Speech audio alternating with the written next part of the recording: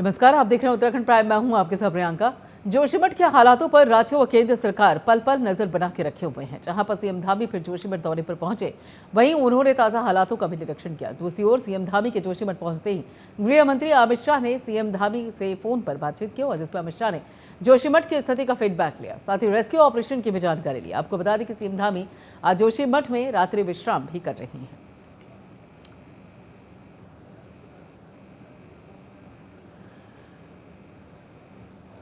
दो बिल्डिंग के बारे में बात आई थी, जो होटल्स के बारे में उनके बारे में बात हुई, वो भी सब जो सहमति यहाँ का प्रशासन काम करेगा। और इसके साथ साथ जो यहाँ पे पुनर्वास उसके लिए यहाँ पर कमेटी बनी है, जल्दी जिसे आप तकनीकी है इन सभी को इसमें पुनर्वास ठीक तरीके से हमारी प्राथमिकता है। और अभी अंतरिम रहा और सभी तक अंतिम राहत पहुंच जाए। ये अंतिम राहत नहीं है, ये केवल अभी तात्कालिक रूप से है, जिससे लोगों को सही रूप से मदद मिलता है। सर आप अचानक आप सारे कार्यक्रम रख करके जोशीमठ पहुंचे, क्या शेड्यूल है? अगर आपको कभी मीटिंग में नहीं, मैं आज प्रातःकाल से सोचा था क्योंकि मेरे सभी कार्यक्रम लगे हुए इस समय मुझे लगा कि सबसे ज्यादा जोशीमठ के अपने भाई बहनों के साथ में आऊँ, क्योंकि इस वक्त की घड़ी में और कहीं मैं समझता हूँ कि मैं यहाँ खड़ा हूँ, सरकार के लिए मुख्यमंत्री लोग खड़े हैं, माननीय प्रधानमंत्री जी का हमको पूरा आश्वासन है, भरोसा है, उनकी सहायता और लगातार वो इसकी मॉनिटरिंग कर रहे हैं। इसलिए मैं यह भी कहना चाहता हूँ क्योंकि धीरे धीरे स्थिति यहाँ पर जितना आपदा के कारण से नुकसान हुआ है या घटित हुआ है वो हो चुका है और आगे हम भगवान से प्रार्थना करते हैं ठीक हो जाए। इसके बाद क्योंकि ओली में एक बड़ा विंटर का गेम भी यहाँ पर होने वाला है अंतर्राष्ट्रीय स्तर का अगले माह फरवरी में, और कुछ समय बाद हमारी चार धाम यात्रा भी शुरू होने वाली है। उधर सीएम पुष्कर सिंह धामी के जोशीमठ रवाना होने से पहले सीएम ने बीजेपी के राष्ट्रीय अध्यक्ष जेपी नड्डा से फोन पर बातचीत की और जोशीमठ में चल रहे राहत और बचाव कार्यों की जानकारी दी। वहीं जैसे ही सीएम जोशीमठ पहुंचे तो केंद्रीय गृह मंत्री अमित शाह से भी फोन पर उन्होंने बातचीत की और इसके साथ ही मीडिया से बातचीत करते हुए सीएम ने बताया कि जो भी राहत और बचाव के कार्य चल रहे हैं, अभी तक अन्य विभागों के वैज्ञानिकों की जो टीम यहां पर सर्वेक्षण कर रही है उनसे वार्ता की जा रही है। वहीं केंद्र भी जोशीमठ की ओर नजर बनाकर रखे हुए हैं।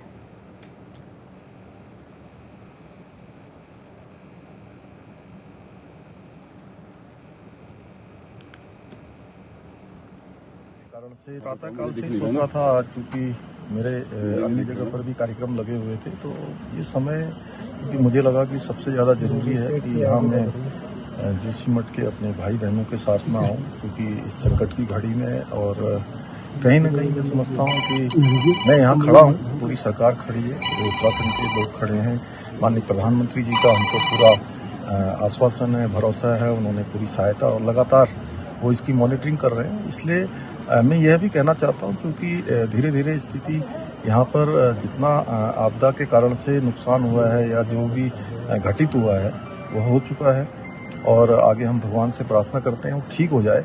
इसके बाद चूँकि ओली में एक बड़ा विंटर का गेम भी यहाँ पर होने वाला है अंतर्राष्ट्रीय स्तर का अगले माह फरवरी में, और कुछ समय बाद हमारी चार धाम यात्रा भी शुरू होने वाली है। इसलिए इस प्रकार का जो वातावरण एक बहुत ज़्यादा ये बनाया जा रहा है कि पूरा उत्तराखंड खतरे में आ गया है, तो मैं समझता हूँ ठीक नहीं है। ये जरूर है कि विकास जो बहुत तेज गति से हो रहा है, जिसके बारे में लोगों ने यहाँ बताया भी है, आप सब लोग भी देख रहे हैं, मीडिया के बंधु भी देख रहे हैं, उस पर थोड़ा हम ये कोशिश करेंगे आगे से कि जो इकोलॉजी और इकोनॉमी दोनों का संतुलन बना रहे और जो तेज गति से हो रहा है उसको थोड़ा कम किया जाए। और उधर जोशीमठ में आई प्राकृतिक आपदा को लेकर सरकार के प्रयासों को मुख्यमंत्री पुष्कर सिंह धामी ने जनता से साझा किया, जहां पर सीएम धामी ने प्रभावित परिवारों को तत्काल तौर पर 1,50,000 की धनराशि अंतरिम सहायता के रूप में दिए जाने की जानकारी दी है। सीएम ने कहा कि जो लोग प्रभावित हुए हैं उन्हें बाजार मूल्य के अनुसार सहायता राशि दी जाएगी और इसी के साथ ही कहा गया कि धारकों के सुझाव के आधार पर मुआवजा भी तय किया जाएगा। आपको बता दें कि जानकारी सीएम धामी ने सोशल मीडिया पर साझा की, तो देहरादून प्रभावितों को 1.5 लाख का मुआवजा सीएम धामी ने ट्वीट कर ये जानकारी साझा की।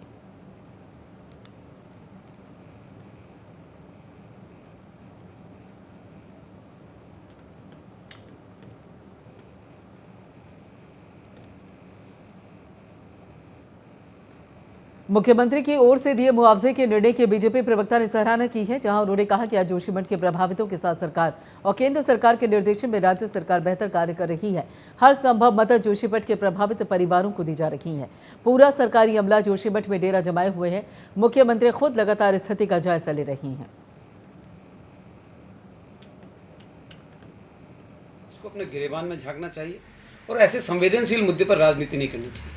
विपक्ष पुराना अतीत याद करे, अपने समय उन्होंने कितना मुआवजा दिया था। हमने तो 15 दिन पहले ही बोल दिया था इस मुआवजे को जो पूर्व में दिया जाता है हम कैबिनेट में प्रस्ताव लाकर दुगना करेंगे। आज मुख्यमंत्री जी ने उससे आगे बढ़कर कहा है कि हम हितधारकों से बात करेंगे। केवल मुआवजा डबल करना हमारा उद्देश्य नहीं है। जोशीमठ का एक एक नागरिक हमारा अपना है। उनका जो नुकसान हुआ है उसका आंकलन करने के बाद, उनसे बातचीत करने के बाद जो उचित मुआवजा होगा, जो उनका मुआवजा बनता होगा, जितना मुआवजा वो चाह रहे हैं, जितना उनका नुकसान होगा, उस मुआवजे को देने की बात माननीय मुख्यमंत्री जी ने की है। और हम सबके लिए पीडब्ल्यूडी की हमारी टीम वहाँ लगातार पैमाइश कर रही है ताकि अगर किसी का मकान गिर जाता है और बाद में मुआवजे में दिक्कत ना आए। सारी हमारी वहाँ पर टीमें हैं, एनडीआरएफ तैयार है, सारी हर तरह की व्यवस्था सरकार वहाँ कर रही है और जोशीमठ के लोगों के साथ हम खड़े हैं।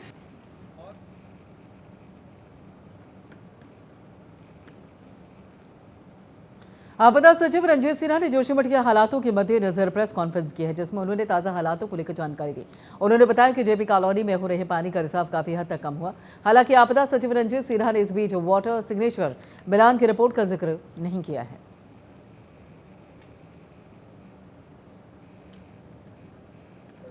जैसा कि आपको बताया गया था, हम एसडीआरएफ से आपदा राहत कोष से हम 11 करोड़ पहले ही रिलीज कर चुके हैं जनपद को। जो अलकनंदा नदी के किनारे टो इरोजन हो रहा है उसके लिए हम ईपीसी मोड में तत्काल वेबकॉस को कार्यदायी संस्था बना रहे हैं ताकि वो उस संबंध में भी कार्रवाई शुरू कर दें। इसके अतिरिक्त आपको पता ही होगा कि ड्रेनेज प्लान तैयार करने के लिए इरिगेशन को पहले ही अनुमति दी जा चुकी थी और उनके द्वारा टेंडर भी किया जा चुका है और 13 तारीख को टेंडर खुल रहा है। लाइकवाइज जो सीवर सिस्टम है उसको ठीक करने के लिए तत्काल पेयजल विभाग को निर्देशित किया गया, उनके द्वारा भी कार्रवाई की जा रही है। जो एचटी और एलटी लाइन जो वहाँ पोलें हैं इत्यादि को अगर कहीं पर समस्या आती है, पोल को क्षति पहुँचती है विद्युत लाइनों को, तो उसके लिए 2,14,43,000 रुपये निर्गत किए जा रहे हैं। जो भारत सरकार से एनडीआरएफ की टीम लगी हुई है, उनकी 80 जवान वहाँ पर लगे हुए हैं। इसके अतिरिक्त 40 जवान और गौचर पहुँच चुकी है, वो भी जल्द ही जोशीमठ पहुँचेगी। एसडीआरएफ के बारे में मालूम होगा आपको, हमारी 90 लोग एसडीआरएफ के जवान वहां पर राहत कार्य में जुटे हुए हैं। उधर जोशीमठ आपदा को लेकर केंद्र सरकार और पीएमओ काफी चिंतित है। जोशीमठ भूदशा पर भी वैज्ञानिकों और अधिकारियों की पल पल की मॉनिटरिंग और रिपोर्ट के अपडेट लेकर हालातों पर नजर बनाए हुए हैं। केंद्रीय कैबिनेट सचिव गोवा ने एनटीपीसी, जल विद्युत कंपनी और जोशीमठ के धसा मामले पर अपनी जांच कर स्थिति को साफ करने के निर्देश दिए। वहीं दूसरी ओर जोशीमठ के अस्तित्व को बचाने के लिए धरना प्रदर्शन का सिलसिला जारी है। और आज भी बता दें कि दूर दूर के गाँव से ग्रामीण महिलाओं का दल एनटीपीसी मुर्दाबाद के नारे लगाए और सबका एक ही कहना था कि इस आपदा के मूल जड़ एनटीपीसी और उसकी भूमिगत सुरंग है। अब इस परियोजना को तत्काल बंद करना चाहिए। बता दें कि प्रशासन द्वारा आपदा अधिनियम की धारा 33/34 का उपयोग कर फिलहाल एनटीपीसी के टनल निर्माण कार्यों पर रोक लगाई गई है। केंद्रीय कैबिनेट सचिव ने भी बैठक में एनटीपीसी की वास्तविकता सबके सामने लाने की बात कही है।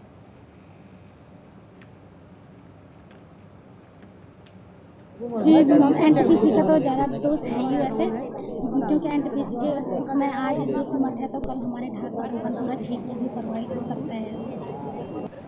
यहाँ पर आप लोगों की जिम्मेदारी बनती है। आप लोगों के पास जब 1976 की रिपोर्ट थी और आपको सारी जानकारी थी कि यहाँ पर ये भूदशा होने वाला है, तभी भी आपने इस तरीके के प्रोजेक्ट, इस तरीके की बड़ी बड़ी योजनाएं, चाहे आप देखो इतने सारे संस्थान आपने यहाँ पे बसाया।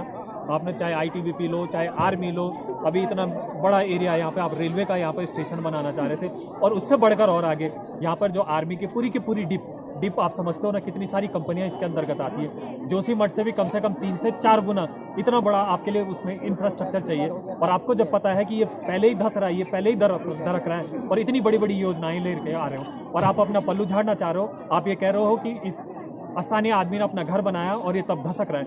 यार हम तो यहाँ के वासिंदे, हमने यहाँ जन्म लिया, ये हमारी मातृभूमि है। हम लोग यहाँ घर नहीं बनाएंगे तो हम कहाँ जाएंगे घर बनाने। और आपको ये जब इसकी संवेदनशीलता का आपको पता है, इसके बाद भी आप इतने बड़े बड़े प्रोजेक्ट यहाँ पे लेकर के आ रहे हो। आप टनल पे टनल पास करे जा रहे हो, बाईपास आप बनाते जा रहे हो। आम आदमी के लिए यह है कि आप ब्लास्टिंग नहीं कर सकते हो, वहाँ पे हजारों ब्लास्टिंग के आपने उनको इजाज़त दी गई। तो हमारा यह है कि इसको डाइवर्ट नहीं किया जाए, यह आपकी गलतियों का नतीजा है और उसका भुगतना आज हमको पड़ रहा है। तो यह है कि आपकी ये गलती है, आप इसको स्वीकार करो और इसके बदले आप जो भी कंपनसेशन है वो आपको देना पड़ेगा। मैं ग्राम प्रधान ढाल और मैं ये हम 3 गांव 3 ग्राम सभाएं आई हैं, ढाक, कुंडी खोला, म्यार्ग और अतिरिक्त लोग, स्थानीय लोग, अतिरिक्त लोग भी यहाँ पे और महिलाएं भी यहाँ पे आई हैं।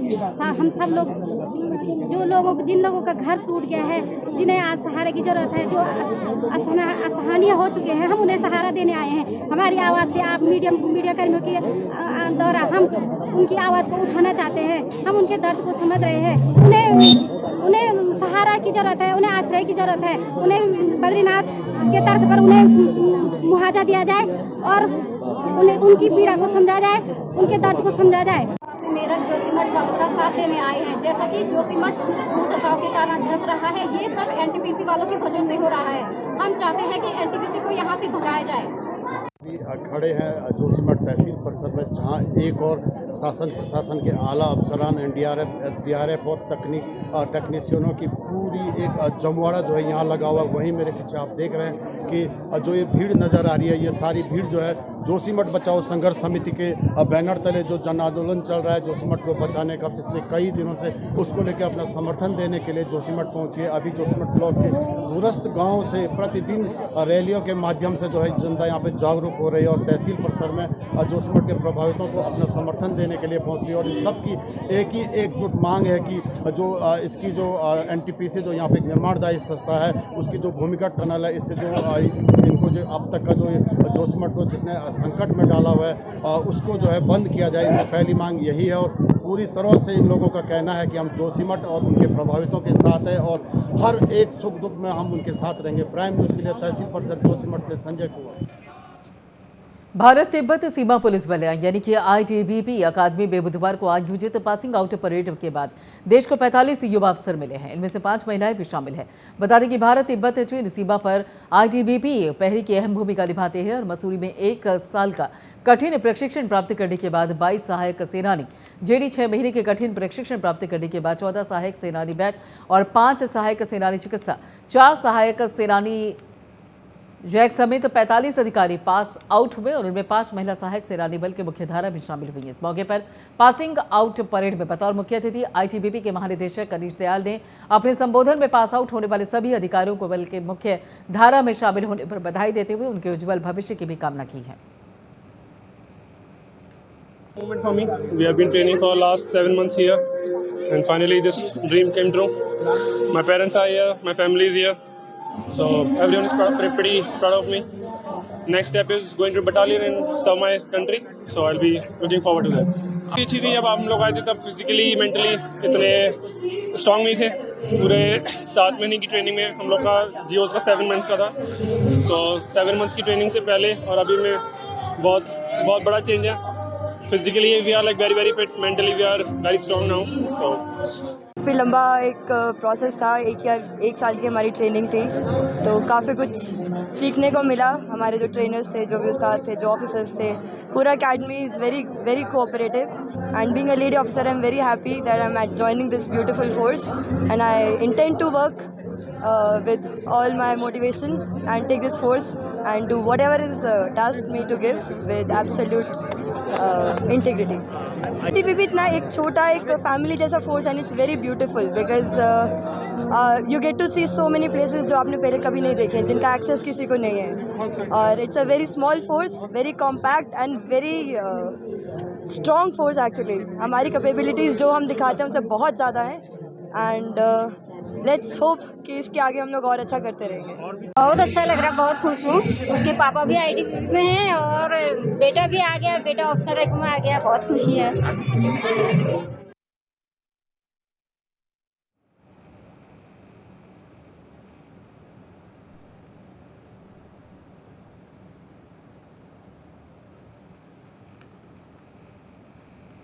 टिहरी के रामलीला मैदान में अमर शहीद नागेंद्र सकलानी और बोलू बिरदारी स्मृति विकास मेले का शुभारंभ हुआ, जिसमें मुख्य अतिथि के तौर पर उत्तराखंड सरकार में कैबिनेट मंत्री प्रेमचंद अग्रवाल ने शिरकत की। इस मौके पर मंत्री ने नगर पंचायत कीर्तिनगर टिहरी गढ़वाल में लगभग 283.3 लाख की लागत से अपशिष्ट प्रबंधन निस्तारण स्थल का लोकार्पण किया।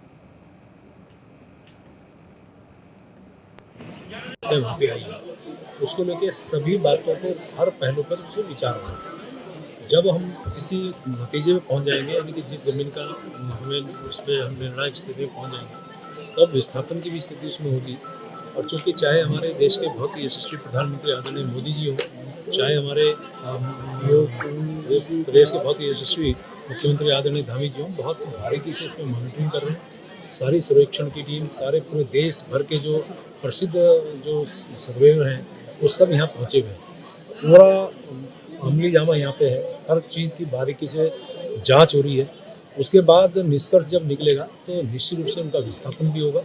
फौरी तौर पे उनको वहाँ से शिफ्ट भी किया जा रहा है। जो प्रभावित हमारे परिवार हैं, निश्चित रूप से सरकार उनके साथ खड़ी है और चाहे कोई भी स्थिति बने, सरकार पूरी तरह से उनके आने वाले भविष्य में किस प्रकार से उनको स्थापित किया जा सकता है उसके बारे में सब जानते हैं। जिस प्रकार से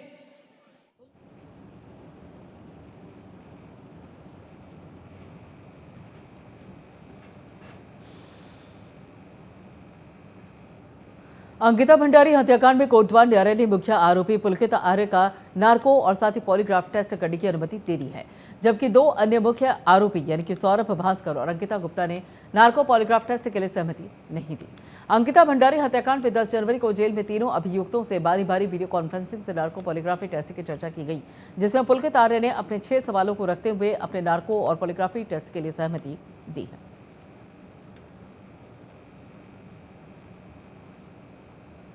इस मामले में आज माननीय न्यायालय द्वारा आदेश पारित कर दिया गया और दो सौरभ और अंकित ने अपनी सहमति नहीं दी थी, इसलिए उनके खिलाफ नार्को और पोलियोग्राफ टेस्ट नहीं होगा, जबकि पुलकित आर्य के लिए न्यायालय द्वारा स्वीकार कर लिया गया है। और शीघ्र ही SIT इसमें जो जांच अधिकारी हैं वो इसमें पुलकित का नार्को और पोलियोग्राफ टेस्ट करेंगे। कि आज मामले में सुनवाई के बाद न्यायालय ने अंकित गुप्ता और सौरभ भास्कर की नार्को टेस्ट करवाने की अनुमति नहीं दी, केवल पुलकित आर्य के लिए अनुमति दी। और पुलकित आर्य की अनुमति भी सशर्त दी है, क्योंकि पुलकित आर्य ने जेल से न्यायालय में ये प्रार्थना पत्र दिया था कि उससे सच पूरा पूछा जाए, अधूरा सच न पूछा जाए। इसके लिए उसने जेल से कहा था कि यदि मेरा नार्को होना है तो मेरे से ये सब चीज़ें भी पूछी जाएं। उन सब चीज़ों पर अभियोजन पक्ष शुरू में आनाकानी कर रहा था, जिसके कारण एक बड़ा माहौल भी ख़राब हो गया था। लेकिन कल अभियोजन पक्ष ने इस चीज़ के लिए सशर्त अनुमति दे दी है कि यदि हम नार्को टेस्ट करवाएंगे पुलकित का, तो हमें जो है जो पुलकित ने सवाल रखे हैं उन्हें पूछने में कोई हमें आपत्ति नहीं है।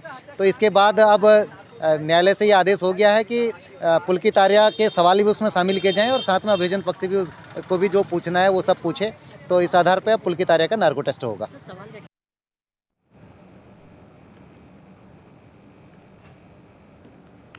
काशीपुर में पुलिस ने एक नशा तस्कर को नशीली गोलियों और कैप्सूल्स के साथ गिरफ्तार किया है, जिसके कब्जे से प्रतिबंधित नार्कोटिक्स की 620 गोलियां बरामद की गई। पुलिस ने NDPS एक्ट के तहत कार्रवाई कर अभियुक्त को कोर्ट के समक्ष पेश कर जेल भेज दिया और वहीं पुलिस अभियुक्त के आपराधिक इतिहास की भी जांच कर रही है।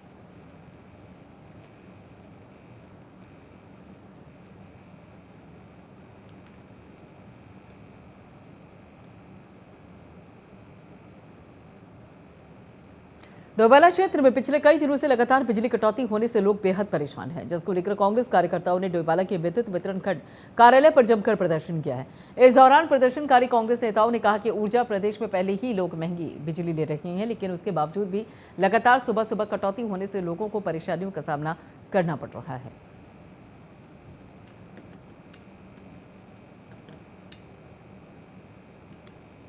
जी सर, देखिए सर, ऐसा है कि इस समय आप देख रहे हैं कि जो ठंड है हमारी पीक पे है, तो डिमांड जो सर हमारी मैक्सिमम जा चुकी है। और जो इस समय जो हमारे जो हाइड्रो प्रोजेक्ट्स होते हैं बेसिकली वाटर शॉर्टेज के कारण जो है उनसे जनरेशन थोड़ा डाउन हो जाता है। तो ऐसे केसेस में क्या होता है कि जो हमारे सेंट्रल सेक्टर के प्रोजेक्ट्स हैं, जैसे आपके गैस बेस्ड प्रोजेक्ट हुए, आपके जैसे आपके कोल बेस्ड प्रोजेक्ट हुए, उनसे हम पावर जो है लेते हैं। तो उनसे जो है विभाग जो है इसीलिए मतलब लगातार जो ये विद्युत मंत्रालय है उस संपर्क में है कि ताकि वहाँ से जो उन प्रोजेक्ट से हमें बिजली मिल सके, एक्स्ट्रा मिल जाए, ताकि जो ये शॉर्टेज है इसको मीट आउट कर सकें। इसके टच में लगातार है। हमारी एसएस मैडम ने भी रिक्वेस्ट किया है और इसका असर जो है मेरे ख्याल से 2-3 दिन में आपको दिखने लगेगा। कि कांग्रेस जो है हमेशा से जो है जनहित के मुद्दे उठाती रहती है और बिजली कटौती का जो मामला है एक बहुत बड़ा मामला है कि सरकार जो है जिस तेज़ी से, क्योंकि आज जो है हर आदमी को बिजली की आवश्यकता है, पानी की आवश्यकता है, सब कुछ जो है पानी हो, बिजली हो, बिजली से ही सब कुछ मिलता है। आपको छोटी छोटी बातों के लिए आज गर्म पानी करना है, ठंडा पानी करना है, खेतों के लिए चाहिए, पशु के लिए चाहिए, सब चीज़ों के लिए पानी चाहिए, पानी बिजली से मिलेगा।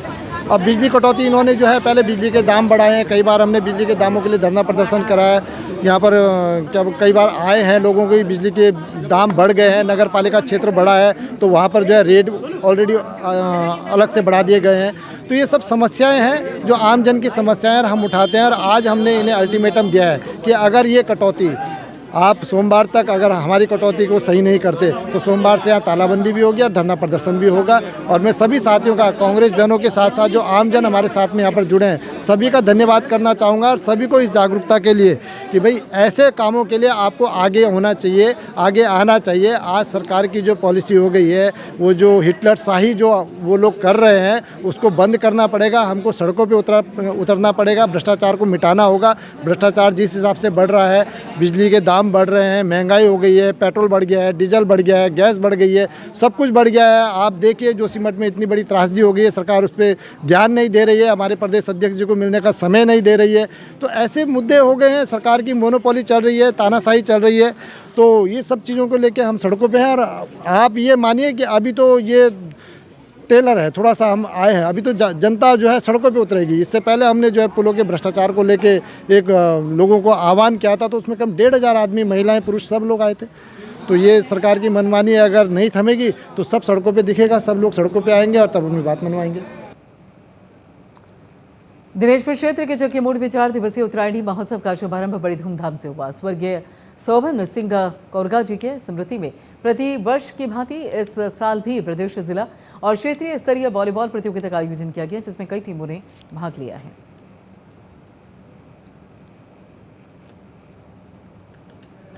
आज जो युवा नशे की तरफ जा रहा है, इसका एक ही जो सही तरीका है, खेल जो माध्यम है, खेल, जिसके जितना अत्यधिक खेल हमारे क्षेत्र में होगा उतना ही युवा नशे को छोड़ के खेल की तरफ आएगा और नशे को छोड़ेगा। स्वर्गीय शोभन सिंह कोरंगा जी की स्मृति में उत्तरायणी सांस्कृतिक समिति चक्की मोड़ द्वारा 2 दिवसीय वॉलीबॉल टूर्नामेंट के आयोजन के अवसर पर बतौर अतिथि मुझे शामिल होने का अवसर प्राप्त हुआ। तो मैं इस कमेटी को बहुत बहुत धन्यवाद करना चाहता हूँ। साथ ही इस टूर्नामेंट के आयोजन से जो युवा हमारे दिशाहीन हो गए हैं या गलत रास्ते पर चले गए हैं, तो उनको ऐसे खेलों के माध्यम से, ऐसे नुक्कड़ों के माध्यम से उनको सही दिशा पर लाया जा सके। ऐसे गेमों से, ऐसे खेलों से उनको निश्चित ही सही दिशा पर लाया जा सकता है, ऐसी मेरी प्रार्थना है और ऐसी मेरी इच्छा भी है।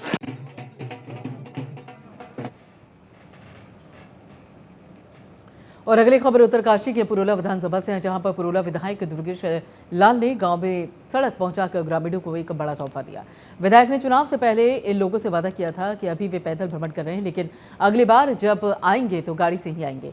वहीं सड़क का तोहफा पाकर गाँव के लोगों में भी काफी उत्साह देखने को मिला। लोगों ने ढोल, बाजे और लोक नृत्य करके विधायक का आभार प्रकट किया। पहले तो मैं आपके चैनल के माध्यम से सर वडियाड़ के सभी जनमानस को मैं बधाई देना चाहता हूं कि जब 2021 में 21 और 22 में जब मैं सर वडियाड़ गया था, तो तब जो पैदल गया था घंघराली जो तौक है वहाँ तक गाड़ी जाती थी। लेकिन आज खुशी की बात है कि आज जो मुरारी पुल तक जो है मैं खुद गाड़ी से गया, और इसके लिए अगर श्रेय जाता है तो हमारे प्रदेश के यशस्वी मुख्यमंत्री आदरणीय पुष्कर सिंह धामी जी को श्रेय जाता है, जिनके नेतृत्व में आज उत्तराखंड जो है चौमुखी विकास कर रहा है। और रही सर बडियाड़ की बात, मैं कल 10 तारीख को वहाँ पे एक शिविर लगाया था, क्योंकि एक जो सर बडियाड़ क्षेत्र है एक अछूता क्षेत्र है। आज तक जब वहाँ पे लोगों ने उसकी कोई सूद नहीं दी, तो लोगों के जब मैं चुनाव से पहले गया था तो तब वहाँ के लोगों की सारी परिस्थिति देखी और उसको मेरे दिमाग में बैठा हुआ था कि भाई वहाँ की चीज़ों की जो जन समस्या है उनको जो है उनका निराकरण किया जाए। इसलिए जो है सभी विभागों के अधिकारियों को वहाँ बुलाया था और कल हमारे जो है उप जिलाधिकारी भी थे और विभागों के अधिकारी भी थे। जो समस्याएं थी, कुछ समस्याएं वहीं पे उसकी शॉर्ट आउट किया गया और जो आगे की थी, जो वहाँ नहीं हो सकता था, उसको आगे के लिए हमने परस्यू किया है। और हम डेम श्योर कि आने वाले समय में जो भी कोई परिस्थितियाँ होगी ऐसे कि सिर्फ ओनली सर बडियाड़ नहीं है, पूरी विधानसभा में कहीं भी ऐसे क्षेत्र होते हैं तो मैं उस काम करने के लिए तत्पर हूँ, क्योंकि अपना तो उद्देश्य है भाई सेवा ही एक अपना। काशीपुर में इलेक्ट्रो होम्योपैथी के जनक काउंट सीजर बैटी की 214वीं जयंती मनाई गई है और इसमें वन विकास निगम के अध्यक्ष कैलाश गहतोड़ी और मुख्य अतिथि के रूप में शामिल हुए। और ये जयंती कोडेश्वरी रोड स्थित एक रिजॉर्ट में आयोजित की गई, जिसमें उत्तराखंड के सभी इलेक्ट्रो होम्योपैथिक चिकित्सकों के साथ साथ अन्य प्रदेश के चिकित्सकों ने भी भाग लिया। 2009 में राज्य सरकार द्वारा जो है इलेक्ट्रो होम्योपैथी को चिकित्सा व्यवसाय के लिए शासनादेश जारी किया गया है, लेकिन देश के कई राज्यों में इलेक्ट्रो होम्योपैथी को पूर्ण मान्यता देते हुए सरकारी सेवाओं में भी प्रतिभाग करने का अवसर दिया जा रहा है। उसी तर्ज पे हमारा जो है निवेदन है, आग्रह है राज्य सरकार से कि राज्य में डॉक्टरों के अभाव को, कमी को देखते हुए हमें भी पूर्ण मान्यता देते हुए समायोजित करने का कार्य करें। तो क्या आश्वासन दिया है माननीय गहतोड़ी जी ने? माननीय गहतोड़ी जी ने आश्वासन ये दिया है कि वो हमारा एक शिष्टमंडल को माननीय मुख्यमंत्री जी से मिलाएंगे और इस संदर्भ में हमारी सकारात्मक वार्ता करेंगे।